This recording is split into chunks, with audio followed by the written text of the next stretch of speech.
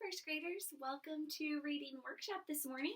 We are going to work on the target, I can bring the characters to life. So you might know when you're watching a movie and there's a really sad part at the end, you might cry. Or if there's a really scary part, you might hide under the blankets and cover your eyes.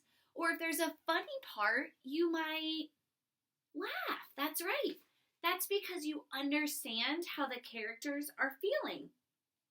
Now, when you read, not only do you get to know the characters and learn more about them, but sometimes you pretend to be the character.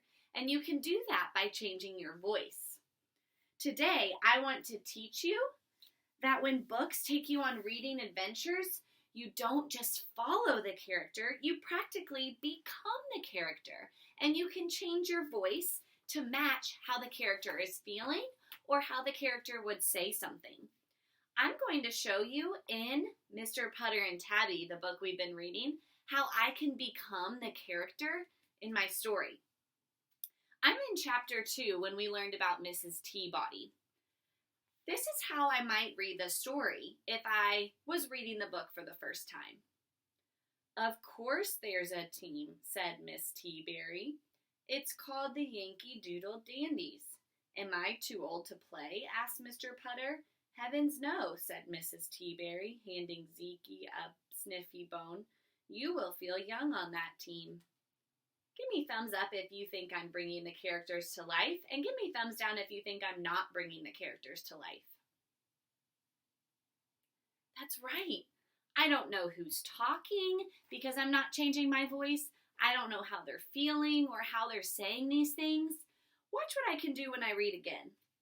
If Mrs. Teaberry is saying, of course there's a team, and there's an exclamation mark, I need to say this with excitement. So I might say, of course there's a team, said Mrs. Teaberry. It's called the Yankee Doodle Dandies. Next, Mr. Putter is asking a question. Do you see the question mark right here? And he's asking if he's too old. So that might be upsetting to him. He might say it like this. Am I too old to play? Asked Mr. Putter. And Mrs. Teaberry's trying to be a good friend when she says heavens no. So she might say it like this.